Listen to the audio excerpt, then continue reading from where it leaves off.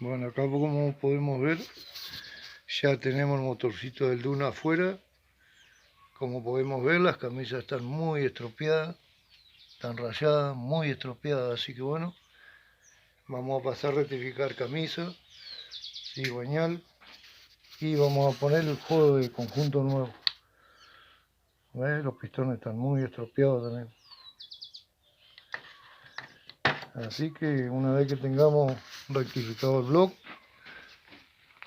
vamos a instalar todo nuevo, bomba de aceite, su conjunto, cojinete, todo lo que tengamos que cambiar.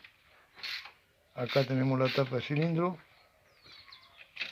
también la vamos a cambiar, todo lo que tenemos que cambiar, retenes, junta de emisión, de escape, reparación de carburador. Bueno, así que ahí seguimos.